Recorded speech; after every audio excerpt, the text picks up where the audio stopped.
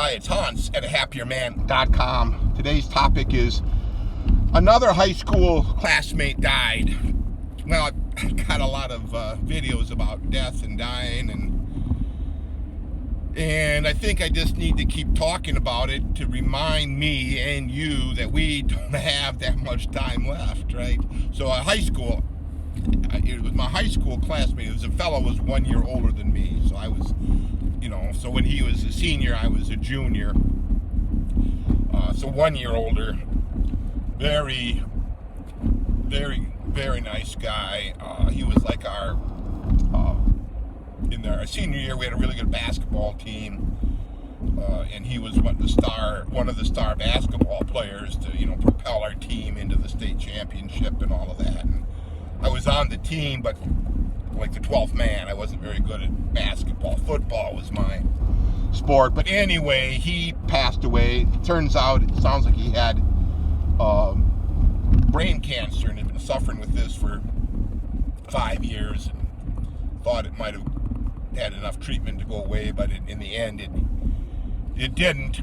So I hadn't, he wasn't like we weren't like close friends or anything, so I never had a chance to get to know him over the years. But still, I'm sad for him and his family and people who knew him. I'm sure he was a really great guy all these years. I know he was a great guy back in high school, so there'd be no reason to think otherwise. But I pointed out to you that he died of brain cancer, not coronavirus. I know a lot of people who've died in the last year, and none of them have died from coronavirus. It's always been something else. So what does that mean? I don't know, other than people have been dying all the time, and whatever you die from it, I don't know that it matters. The end result is the same. So it's kind of irritating, to me to think, let's say last year when we had there's so many restrictions on everything, for his, let's say in his case, the restrictions, maybe that was his last chance to do something he wanted to do, right? And that's what's infuriating to me is is just the normal things in life that are the best part of life. The coming and the going out and about, the traveling and the getting together with people. That's the best part of life. So when the best part of life is restricted, that makes the rest of your life kind of suck. So in his case, that would have been bad, right? Let's say he knows he's got 6 months, a year left, wants to do some things and cannot because of the situation. So, I guess I'm going to use this as another wake-up call to me that as soon as these restrictions are lifted, I want to get going again and get busy doing the stuff I want to do. You never know. Let's say the people at the top, they kind of like restricting us, so what makes us think that we won't get restricted again from time to time? I don't want to get into a big political thing about all this. I guess I'm just saying you don't have much time left, so you better get going on enjoying it while you can. Now, regarding all the restrictions, I am making the best of it.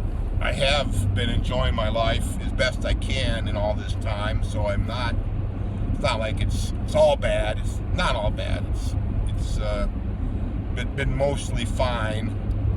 But I do know that some parts of the country and some parts of the world are extremely restricted, and he might have been in one of these areas that was extremely restricted. So that would be kind of sad, sad for him, and if he was trying to do some things. So like I said, he was 56, 57, something about that age. That's really not that old, right? That's really not that old. You've probably been working like a fiend for 30 some odd years, trying to maybe do something big now. Well, now there's no now for him, right? The now is gone. You know, whatever he had left to do, he's not going to do it. And that's, to me, that's really the sad part, is when you got is what you probably have a bunch of things you want to do, but you haven't done yet. Well, that's what they encourage you to do. You probably got to get going and do them. And you know, sometimes we get stuck doing things we don't want to do. We keep working hard trying to get past, do all the things we don't want to do, so we finally get a chance to do what we do want to do.